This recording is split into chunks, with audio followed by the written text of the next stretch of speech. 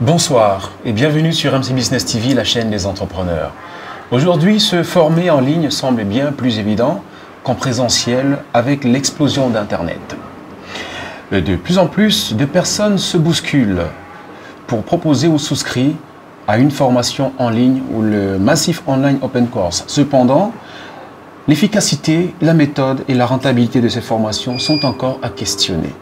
Formation en ligne, comment y trouver son compte? Ça se discute avec Martial Oden-Bella. Il est spécialiste de la chimie industrielle, mais il est promoteur d'une plateforme de e-learning, Belomar Learning. Il est notre invité sur ce plateau. Bonsoir et bienvenue sur MC Business TV, Martial Oden-Bella. Bonsoir Ferry et bonsoir à tous. Heureux d'être parmi vous. Le plaisir est partagé. Alors, Martial Oden-Bella, d'entrée de jeu, comment expliquer l'explosion des cours en ligne aujourd'hui, des formations à distance aujourd'hui? Bon, il faut déjà dire qu'en fait, les formations à distance, c'est pas nouveau. C'est depuis bien avant les années 2000. Parce que quand on dit formation en ligne, on fait référence au e-learning qui est né aux États-Unis bien avant les années 2000, oui. Où justement à l'époque, on se limitait juste à une plateforme web automatique, oui. Où tu viens, tu entres, tu surfes tout seul et tu t'en vas. Oui. Maintenant, plus tard, avec comment c'est la France, c'est toujours c'est un peu de se démarquer. On sait que dans les années 2013, on allait maintenant au digital learning, qui lui maintenant a permis, au lieu de se limiter juste à l'ordinateur, d'aller sur des tablettes, d'aller des smartphones. Donc, oui. La formation, c'est un peu délocalisée. Oui. Mais au fond, c'est le besoin en formation, le besoin en nouvelles compétences pour le marché de l'emploi et oui. Pour l'auto-emploi qui font en sorte que justement le public puisse viser par les formations à distance, à savoir le public des professionnels, oui. Des consultants, des chercheurs d'emploi. Oui. Ce public est un peu très occupé pour pouvoir faire des formations présentielles sur longue durée, oui. Pour faire aller vers le digital learning. Voilà, merci pour ce propos liminaire. Martial Oden-Bella, vous allez partager ce plateau avec un habitué de cette émission, c'est Monsieur Landry Ndoko. Il est promoteur de l'entreprise AgroHelp. Il est également formateur en agrobusiness. Et les formations se passent en ligne aussi de plus en plus, les gens souscrivent. Bonsoir et bienvenue sur Ça se discute. Bonsoir Monsieur Ferry. Ouais. Merci encore de plus pour ce renouvellement sur votre plateau télévision. Ouais. Effectivement, je suis Monsieur Landry Ndoko, le promoteur de AgroHelp, ce grand cabinet de prestations de services dans l'agriculture, qui offre entre autres des formations qui peuvent être en présentiel ou en ligne, oui. Le conseil, les assistants en production animale, végétale et en commercialisation, les business plans, oui. Donc tout ce qui est vocation agricole.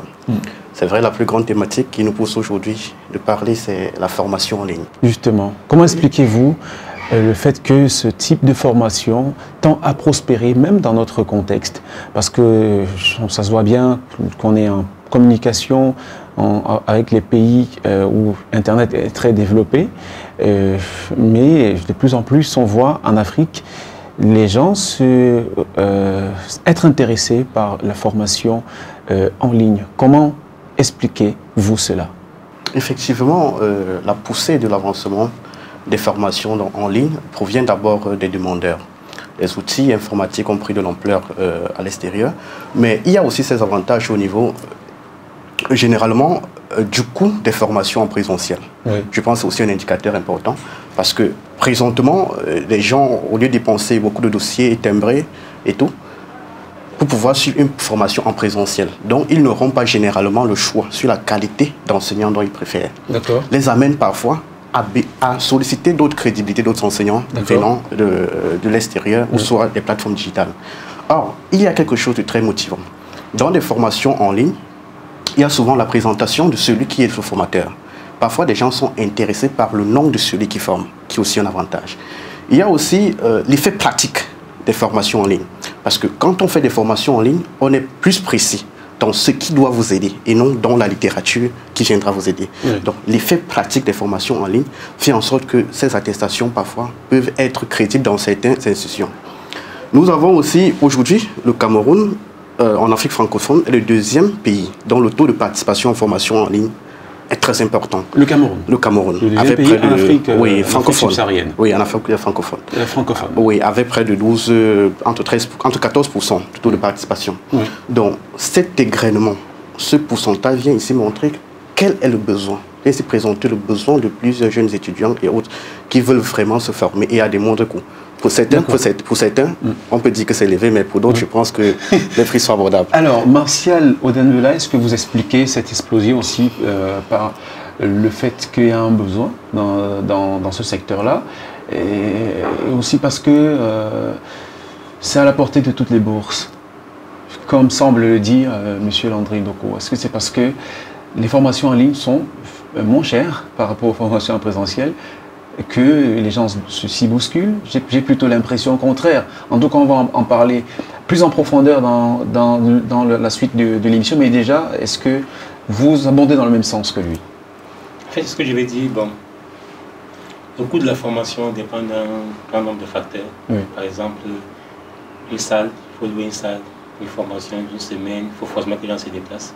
Mais ce qu'on oublie, c'est parfois une bonne formation en ligne, type e-learning, type digital learning, parfois un coût très élevé. C'est quoi la nuance e-learning, digital learning? Justement, comme je dis, on est à l'époque du digital learning. Oui. On n'est plus à l'époque du e-learning, de la formation en ligne.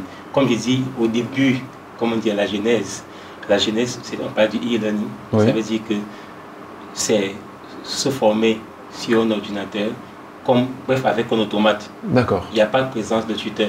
C'est plus tard maintenant que on s'est dit, mais si tu te connectes et que tu fais un parcours seul, sans avoir, tu as des questions, tu ne sais pas à qui poser les questions, tu évalues ce truc et tout, mais est-ce qu'il y a efficacité?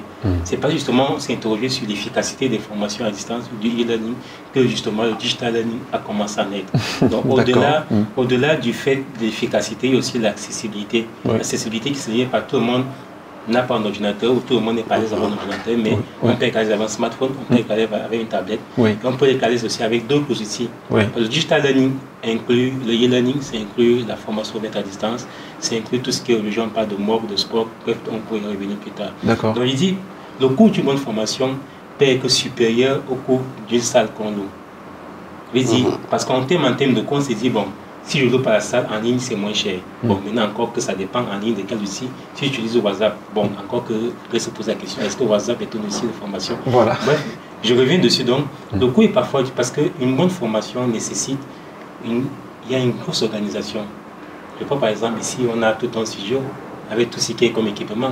Si vous voulez que les formateurs se présentent, ce n'est pas une vidéo avec un téléphone que vous allez utiliser. Bon, encore qu'il y a téléphone, il faut faire une vidéo pour la présentation des formateurs. Le support de cours qu'on donne à quelqu'un en présentiel, c'est un support de cours qu'on donne en ligne. Parce que généralement en ligne, les gens sont à distance et les niveaux d'études sont totalement différents. On ne peut pas donner un support de 200 pages. Il faut digérer le support. Il faut digérer les choses. Ça veut dire qu'on va dépenser, on va acheter des documents, on va acheter des ouvrages, puis on va les condenser. Mais maintenant, le plus important maintenant, c'est la mise en forme. C'est l'édition. Si tu fais un fichier PDF avec un truc Word, les gens n'auront pas envie de lire. Tu vas envoyer, il va regarder une, deux fois. Oui, d'accord, nous sommes là déjà dans les méthodes, dans comment ça marche.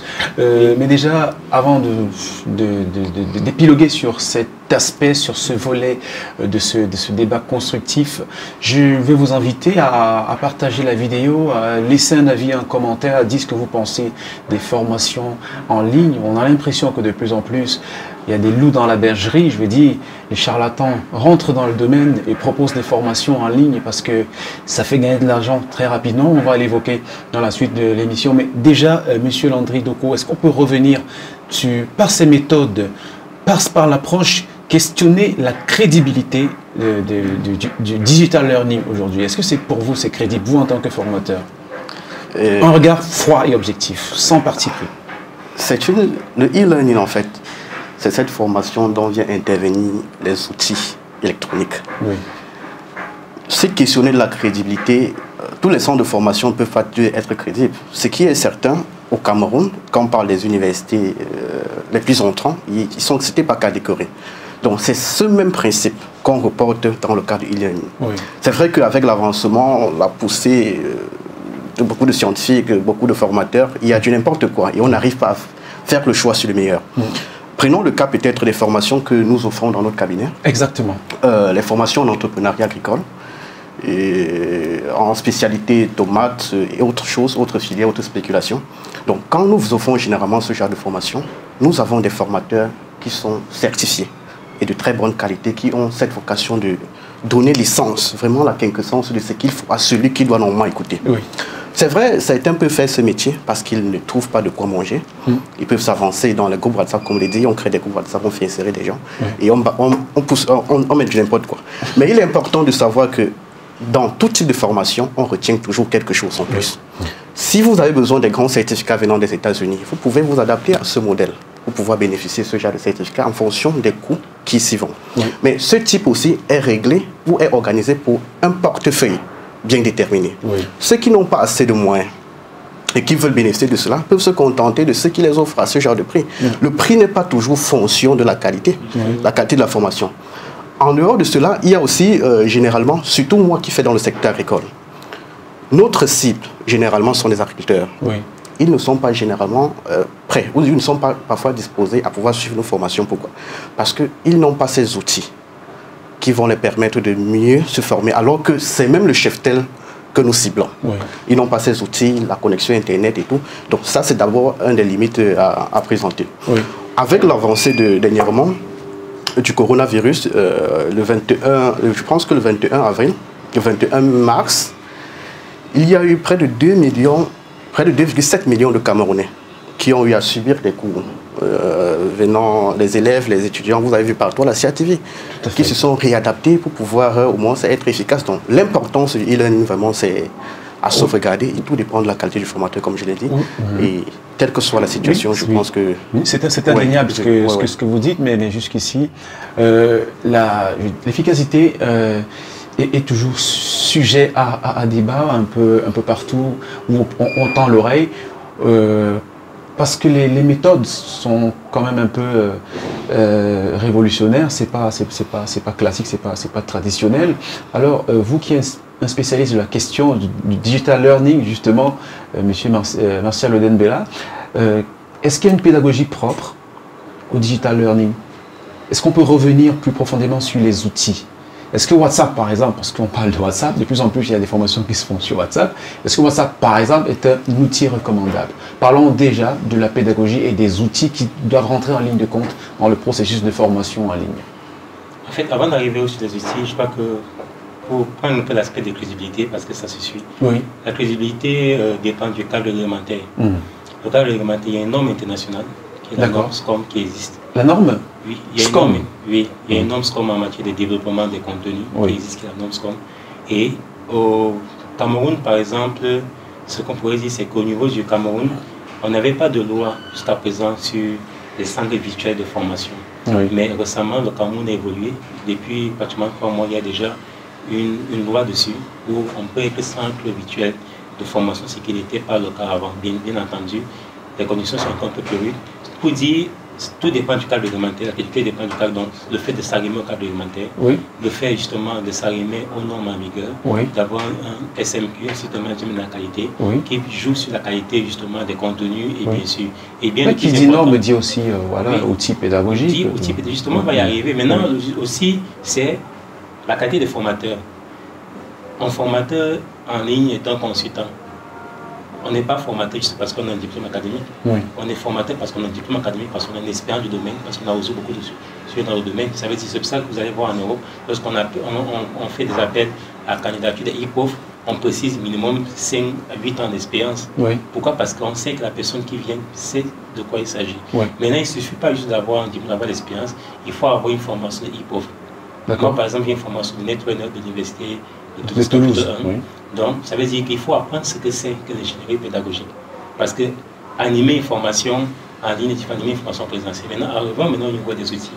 En matière d'outils, comme on dit, ce sont des outils TIG, technologie d'information et de la communication, pour l'éducation. Dans les outils TIG, on peut bien utiliser des outils collaboratifs, comme WhatsApp, comme Zoom, ce sont des outils collaboratifs qui permettent de diffuser une information. D'accord.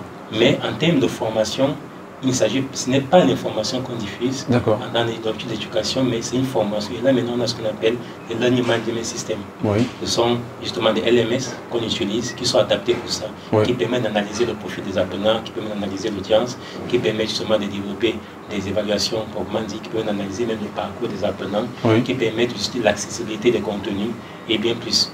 Maintenant, parlant de contenu, comme il dit, le support de cours obéit à ce qu'on appelle un scénario pédagogique. D'accord. On dit souvent, une formation qui s'est faite en 1 mois se prépare minimum en 8 mois. En ligne? Oui. Une formation en ligne qui s'est faite en 1 mois va se préparer en 8 mois minimum. Le plus tôt tu travailles, c'est dans la préparation. Et non dans l'animation. Dans l'animation encore, il faut maîtriser les outils de comment animer des communicants, mais le plus tôt c'est dans la préparation. Pourquoi la préparation? Parce qu'en fait, le public, il est divers. D'accord. Il est varié. Tu as des docteurs, tu as des gens qui n'ont pas le CP, ainsi de suite. Oui. Tu as des docteurs, tu as des gens qui n'ont pas le CP. Maintenant, ça veut donc dire que tout le monde ne peut pas lire, ne peut pas s'approprier des contenus. Donc, il faut donc digérer ce contenu à leur place. Ça veut dire, si je prépare un cours sur les jeux de fuite, sur les bonnes pratiques de protection des jeux de fuite, je dois moi-même déjà élaborer les généralités, lire le maximum, faire une revue de littérature sur le sujet, digérer, le transformer en un langage accessible par tous. Et là, ça prend du temps. Et bien après, il faut faire relire ce document par plusieurs personnes et même faire valider même par des experts du domaine. C'est pour ça qu'on arrive aussi à ce qu'on appelle l'équipe. Dans les formations en ligne, vous voyez, il n'y a pas un seul intervenant, il y a toujours plusieurs intervenants quand vous regardez un peu les systèmes européens. Pourquoi? Parce qu'en fait, on ne peut pas être expert en tout, comme on dit souvent. Vous avez besoin des personnes qui vous entourent. Moi, je suis dans le domaine de la chimie industrielle, je m'assois en agro-industrie, mais je ne suis pas très poussé dans le domaine des normes agroalimentaires, donc j'ai donc besoin de quelqu'un dans les normes agroalimentaires. D'accord. Maintenant, le public étant varié, il faut par exemple avoir un agrago, donc il te faut avoir un agrago, et il te faut avoir quelqu'un qui en profite, puisque les références sont importantes, tu dois avoir un chercheur, donc tu dois avoir soit un docteur dans un domaine quelconque qui a ces habitudes-là. D'accord. Bref. Voilà, on comprend qu'il y a beaucoup à dire, mais quand vous parlez avec autant d'éloquence, on a envie de se demander mais pourquoi il y a autant de personnes qui prétendent avoir la maîtrise, avoir le quitus pour enseigner en ligne. C'est quoi le profil d'un formateur en ligne? Qu'est-ce qu'il faut comme diplôme pour pouvoir se présenter comme tel, pour pouvoir prétendre être un formateur en ligne? Est-ce que ces formations-là sont rentables pour les initiateurs? Est-ce que c'est plus cher que des formations en présentiel? C'est l'objet de la deuxième partie de votre émission. Ça se discute sur MC Business TV, la chaîne des entrepreneurs.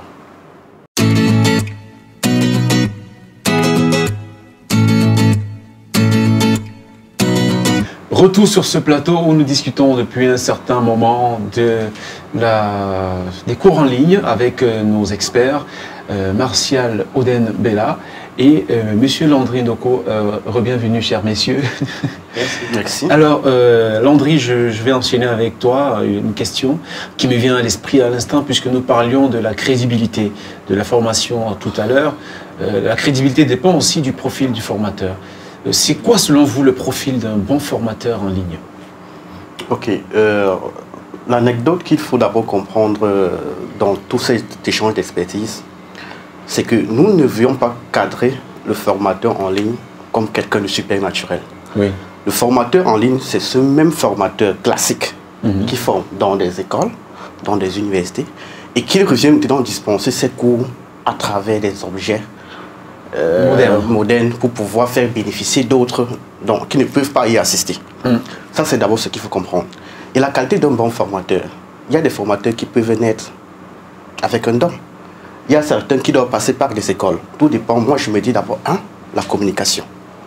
2, l'expertise dans le domaine. Oui. Parce que quand vous avez l'expertise dans le domaine de spécialité que vous voulez transmettre, l'expertise ne veut pas toujours dire avoir 100 ans d'expérience professionnelle, et surtout qu'on ne peut pas jumeler les deux.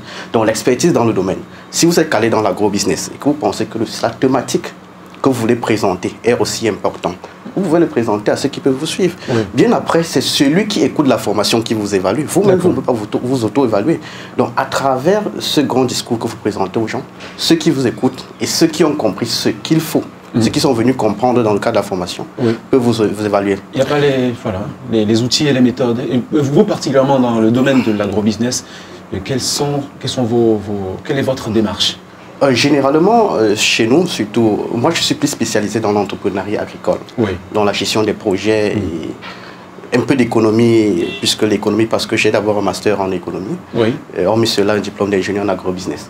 Donc, toutes mes activités que je mène au quotidien, je forme dans ces différentes spécialités. Donc, que ce soit dans l'entrepreneuriat et autres, la toute récente formation était sur l'entrepreneuriat agricole. Nous avons travaillé avec des Congolais, des Gabonais, des Français, qui étaient vraiment très surpris de savoir qu'on les offre une formation pratique, une formation aussi intéressante. C'est un logiciel pas très simple, parce que nous travaillons généralement, nous ne concevons pas des cours et nous mettons sur une plateforme. Nous formons en live. Ah d'accord. Vous suivez? Donc nous programmons une séance de formation avec une durée déterminée. Nous présentons module 1 tel jour, tel jour. Quand le module 1 arrive, peut-être à 19h, directement vous entrez sur le lien et vous suivez. Vous êtes avec tous les intervenants. Donc nous discutons, nous échangeons, nous donnons les outils qu'il faut. Il faut toujours comprendre ça, les outils qu'il faut. Donc en donnant ces outils qu'il faut, à la fin, chacun vous évalue en fonction. Vous avez des chefs d'entreprise qui sont là, vous avez des ministres, vous avez des étudiants, mais vous essayez toujours de canaliser afin que tout le monde puisse bénéficier de ce qu'il est venu chercher. Donc la crédibilité des formations en ligne, je pense que... Oui, du formateur surtout. Du formateur, la crédibilité du formateur. Le choix, l'apprenant, quand l'apprenant porte le choix sur une formation, c'est parce qu'il sait où il veut aller. Si vous voulez vous former en certificat Kaizen et autres, vous pouvez aller sur des plateformes qui existent déjà et vous le faites. Mais si vous avez besoin de formations aussi pratiques, situez-vous à votre niveau, vous bénéficiez de cette formation et ça va. Donc, je ne trouve pas trop de grands problèmes sur la qualité. Et surtout que tout le monde n'a pas le même niveau de compétence. Et au fur et à mesure que vous êtes tout petit, vous apprenez, vous essayez de grandir votre mindset en fait. D'accord. Alors, monsieur Martial Bella, est-ce que vous pouvez me faire le portrait robot en fonction des conventions, des normes en la matière du formateur idéal en ligne? En fait, moi, je crois que l'anglais a déjà donné le dit quoi. Il a dit l'essentiel. Est-ce que vous avez quelque chose à ajouter? Justement, dans ce que je vais dire, c'est que quels sont les types de formations en ligne qui existent aujourd'hui? On a des formations type universitaire qu'on appelle des MOOC, de profils différents. Vous voyez qu'un académicien, c'est le cours que tu dispenses, que tu viens donner encore que c'est l'aspect improductif. Maintenant, il y a des formations fonctionnelles. Fonctionnel, ça veut dire que quelqu'un fait son savoir à la maison, il a des difficultés, il vient se former. Ça ne veut pas dire qu'il est ignorant. Il cherche une solution à un problème. D'accord. Par exemple, dans le domaine peut-être qu'il fait de la culture de l'ananas, il a rencontré des difficultés, il a eu des pertes, et ainsi de suite. Il vient chercher une solution. D'où justement pour revenir, ça veut dire que le formateur en ligne, aujourd'hui, pour le cas de la forme de l'éducation fonctionnelle, c'est quelqu'un, un expert d'un domaine précis. Quelqu'un qui a la maîtrise de son sujet. Ça peut être quelqu'un qui a un diplôme d'ingénieur, qui a travaillé sur cette thématique pour son mémoire de fin d'études. Ça peut être quelqu'un qui a son diplôme de doctorat, sa thèse doctorat, qui a travaillé bref sur cette thématique. Ça peut être un professionnel qui a un certain nombre d'années d'expérience dessus. Ça veut dire qu'il traite ce type de problème. Et comme il n'y a pas de contenu, mais ça veut dire que l'objectif de la formation est en lien avec les problèmes que ces personnes rencontrent. Non pas la maîtrise. Ça veut dire que généralement, si vous développez un cours sur un contexte camerounais, ça ne peut pas être le même cours sur un contexte européen parce que l'environnement n'est pas le même. Donc nous, on n'a pas d'expertise, on parle justement de bagages intellectuels qui existent. On parle maintenant, il y a un autre aspect maintenant, c'est la pédagogie. Par exemple, quand on dit formation en ligne, on a l'impression que c'est l'outil. Je me souviens lorsque le Covid est arrivé, il fallait aller vers des formations en ligne. Chaque information te dit, non mais moi je peux développer une plateforme web, je peux former en ligne. Mais si vous faites de la formation en ingénierie pédagogique, on va vous dire, l'outil tige n'est que les 30%. C'est fait pour la diffusion. C'est fait pour la diffusion, mais tout est dans la pédagogie. C'est la pédagogie tout. Tout à l'heure, je disais en offre à l'anglais, un exemple simple. Je suis un apprenant qui a des difficultés, qui, justement, à un moment, peut-être qu'il ne comprend pas quelque chose, il va t'insulter. Tu vas l'énerver. Mais la question, pourquoi est-ce qu'il s'énerve? Donc, il faut faire appel à la psychologie. Tu as des concepts, justement, comme on dit, de l'intelligence émotionnelle, tu as des concepts des besoins intrinsèque, et bref, tout ce qui va avec. Oui, parce qu'il y en a qui se lèvent très vite quand la connexion ne fonctionne pas. Il faut pouvoir jouer avec pour savoir quel est le réel problème, comment faire pour l'amener justement.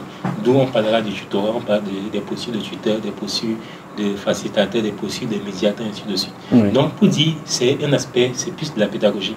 J'ai raconté mon histoire tout à l'heure, où avant, c'est ce que je faisais, avant j'utilisais des outils i5 de mail pour former, jusqu'à ce que j'aille à l'école, me rendre compte en réalité, c'était rien. Que c'est tout autre chose. Oui. Il suffit, tu peux faire une page de cours et quelqu'un maîtrise. Pas forcément obligé parfois de faire un mois de formation, mais une page de cours, la main que tu as cette page de cours, la personne a tout ce qu'il faut, il est satisfait. Oui. Donc, ça veut dire qu'il faut de la pédagogie. Aujourd'hui, en Europe, partout, il y a des certifications, il y a des certifications e-prof. Il y a des MOOC gratuits, parfois que l'AUF donne, tu peux faire cette formation et pour créer des cours et te faire accompagner. Et des certifications en lien. Mais à toute la compétence d'expertise, il faut une formation sur la conception et l'animation des modules de e-learning. Oui. On se rend compte aujourd'hui que beaucoup de personnes, Landry, se bousculent. Beaucoup de personnes veulent porter la casquette de formateur en ligne. Est-ce que c'est parce que c'est une niche d'opportunité, c'est l'or du numérique, ça donne beaucoup d'argent, en fait? Effectivement, il n'y a que la rentabilité qui peut faire migrer. Oui. C'est la rentabilité, en fait, c'est la rationalité de l'homme, en fait. Oui. Je pense que c'est un business rentable, je suis certain. Oui. Pourquoi je pense que c'est rentable? Parce que les outils de formation, je prends toujours dans notre cadre, surtout au secteur école, les outils que nous utilisons généralement pour effectuer ces formations, comme Google Meet, il faut juste une connexion. Et votre expertise peut attribuer une grande capacité d'expertise. Votre expertise peut attribuer une grande capacité de connaissance à ceux qui en ont besoin.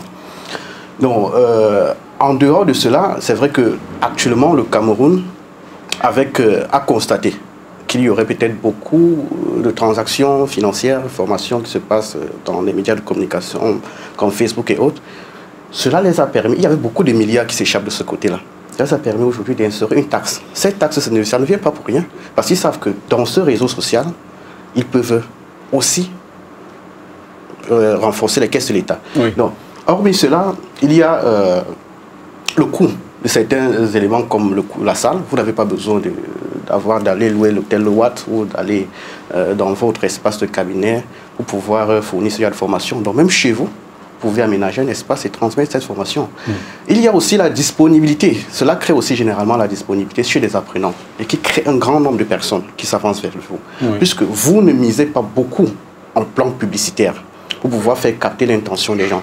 Donc en ligne, il est plus facile de présenter dans un groupe WhatsApp de 500 personnes, 300 personnes et autres, quelques boosts, et vous avez un nombre aussi important qui s'aligne. Et surtout quand ils savent réellement ce qu'ils veulent, ils veulent trouver vraiment de la réussite vers votre formation.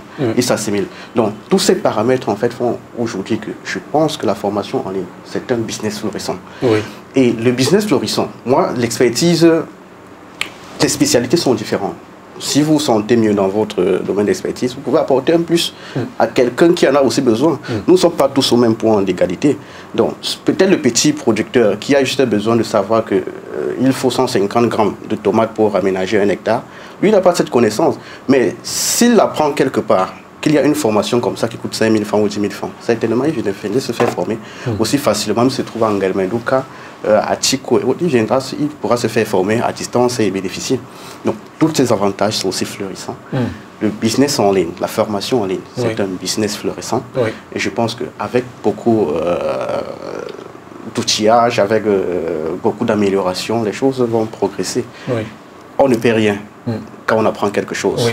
Est-ce que vous avez vous-même observé, Martial Dendela, que les gens sollicitent beaucoup les formations en ligne? Est-ce que c'est votre constat?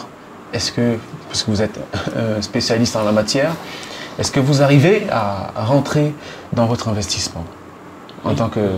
Ce que j'ai à préciser, c'est que... Vous faites toujours le plein, Le e-learning dans le monde, c'est plus de 104 milliards de dollars en 2015, ça c'est le dernier chiffre. 104 milliards de dollars en 2015. Oui, maintenant avec une part importante pour les États-Unis, l'Europe et des pays comme l'Inde, la Malaisie et le reste. C'est pour dire que c'est du gros, c'est du costaud. Mais du costaud quand il y a de la qualité, quand il y a de l'efficacité, quand il y a de l'efficience. Si tu peux demander 1000 francs à quelqu'un, pourvu que tu donnes le contenu de MIFAN qui lui permet de résoudre son problème. D'où je dis, d'où on arrive au moment, à l'aspect du processus. En Afrique, en Europe, en Amérique, aux États-Unis, c'est une culture déjà. Ça a pris du temps. Ici, c'est le Covid qui a un peu révélé ça. Mais en révélant, on a beaucoup de personnes qui ont cru s'y connaître, qui vont vers des outils qui ne sont pas le cas. Et justement, on se trouve avec beaucoup de déceptions. J'ai déception parce que j'ai beaucoup de gens qui arrivent au bureau. Non, j'ai fait telle formation dans ce groupe. Ça n'a pas marché. Voilà. On me dit toujours, on m'a abandonné dans ce groupe. C'est le mot qu'on utilise. Je n'ai pas une attestation valable. Parce que la personne même qui font, on ne sait même pas si son entreprise est valable ou pas. Le formateur, il te pose une question, il ne te répond jamais. Voilà les expressions qu'on utilise. C'est pour ça que nous, on ne court pas vite. On sait que dans les 107 milliards, on peut avoir même les 0,5 ou 6%. Mais il faut du temps, il faut construire. C'est ce qu'on a fait depuis 2017. On a lancé Beloma en 2017. C'est en 2020 qu'on commence à monétiser. Et lorsqu'on monétise, je crois que tu en es témoin, on a du plan. C'est plus de centaines de personnes qui arrivent jusqu'au bout et qui payent. Et qui mettent en place leur projet, parce que tout c'est pas des pays, comme je dis, c'est que si tu fais une formation en pisciculture, que tu développes un projet en pisciculture, c'est ce qui fait que quand quelqu'un sait que tel s'est formé et il a réussi, les autres maintenant arrivent. Et d'où aujourd'hui le digital learning, aujourd'hui tu peux avoir 10 000, 1 million d'apprenants. Si tu as 1000 personnes satisfaites qui t'amènent 1000 autres personnes, du coup tu as ton objectif. Et du coup tu seras aussi un peu comme les Facebook, comme les restes. Tu aussi milliardaire aussi. Merci de nous regarder sur MC Business TV, la chaîne des entrepreneurs. Aujourd'hui, au centre de notre débat, de notre discussion, le digital learning, le e-learning, la formation en ligne. Pourquoi cela attire autant de monde aujourd'hui? Est-ce que ces formations sont rentables? Vous avez eu les avis de Monsieur Landry Ndoko, le promoteur de AgroHelp. Il est formateur en ligne également. Et Martial Oden Bella, il est ingénieur en chimie industrielle et promoteur de la plateforme de e-learning Beloma Learning. On va bientôt sortir de ce débat. Vos avis comptent, vos réactions nous intéressent. Laissez-les en commentaire et surtout n'oubliez pas de partager cette vidéo avec 3 personnes de votre entourage pour sortir de ce débat. Martial Oden Bella, ce débat passionnant. Comment aujourd'hui séparer la bonne graine de l'ivraie afin de rendre le secteur beaucoup plus viable et fiable, surtout dans le contexte africain. À quelles conditions? Quelles sont les conditions qui vont permettre de satisfaire cet idéal-là en Afrique? Déjà, je crois que c'est du cadre réglementaire. On devrait déjà avoir des normes africaines en matière de e-learning africaine, camerounaise en matière de e-learning. Et justement, la norme, ça peut être intégré, la norme, ça peut être en plus que la norme est en place. Et il faudrait qu'il y ait un suivi, justement. Déjà, comme je dis, le Cameroun a évolué, parce qu'aujourd'hui, on peut avoir des centres virtuels de formation, ce qui n'était pas le cas avant. Bien entendu, il faut respecter tout ce qu'on a dit comme critères, bien entendu. Donc, ça fait qu'une fois qu'on est maintenant centre virtuel, une fois que le Cameroun s'ouvre à ça, il y aura maintenant justement une sorte de suivi qui permettra aux gens de se mettre pas. C'est un peu comme l'exemple des motos-taximans à l'époque. Chacun se levait un matin, prenait sa moto et allait en route. Mais maintenant, c'est réglementé, il faut avoir un permis, il faut payer ses impôts, ainsi de suite. D'où, je dis, il faudrait que justement les États africains puissent se réveiller et puissent justement pas autour par les cornes, avec que cela puisse justement se faire. Oui, alors Landry, un dernier mot sur la nécessité de séparer la bonne graine de l'ivraie, parce qu'il y a de plus en plus des gens qui se plaignent. J'ai été arnaqué en ligne, j'ai dépensé 5 000 € pour une formation, finalement j'ai pas eu le résultat escompté, alors qu'il y a des gens qui sont très, très sérieux dans la façon de former, comme je ne ferai pas la publicité en citant MC International Business Academy par exemple. Alors, un conseil? Moi je me dis, le risque sévit dans tous les secteurs. Se faire arnaquer, ne pas suivre la bonne formation sont des choses qui existent partout. Même les États-Unis aujourd'hui, avant d'arriver à ce niveau, ont eu à traverser toutes ces étapes avant d'instaurer certaines politiques qui ont permis de restreindre le domaine. Chaque apprenant, en allant faire le choix sur une formation, c'est grâce à un besoin. Quand votre besoin se situe au niveau de ce qu'on doit vous offrir, certainement vous allez souscrire pour se faire former.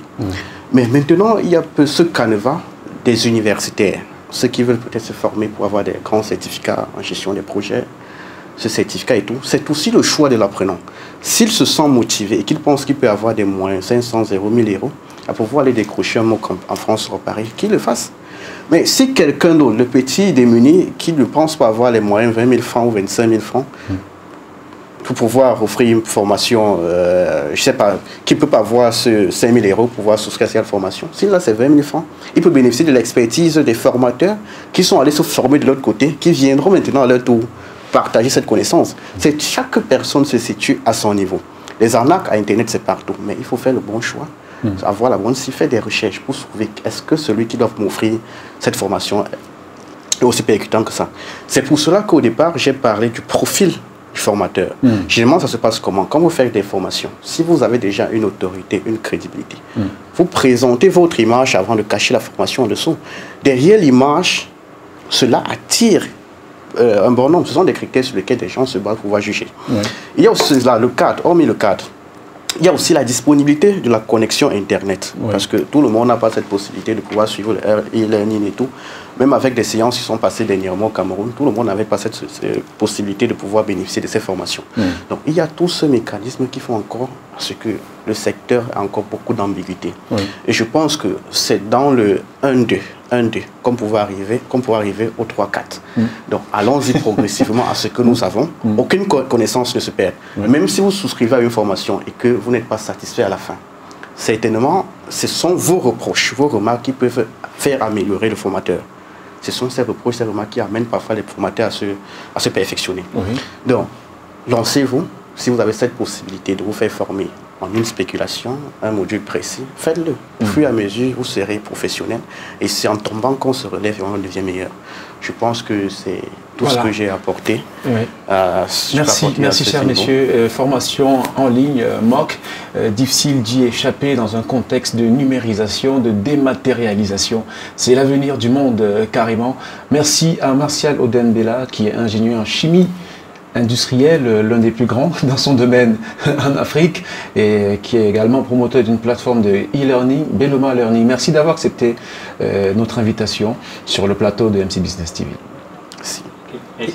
Et merci à Landry Ndoko qui est promoteur de l'entreprise AgroApp. Il est économiste, spécialiste aussi de l'entrepreneuriat, de l'investissement sur le plan agricole, habitué de ce plateau. Merci d'avoir accepté de partager toutes ces expériences et ces connaissances avec les téléspectateurs de MC Business TV. Merci beaucoup. Merci. Restez abonnés à la chaîne, activez la cloche de notification, sauf si ça n'est déjà fait. Et rendez-vous dimanche prochain, 16 h, pour une nouvelle édition de votre émission. Ça se discute. Merci. Au revoir.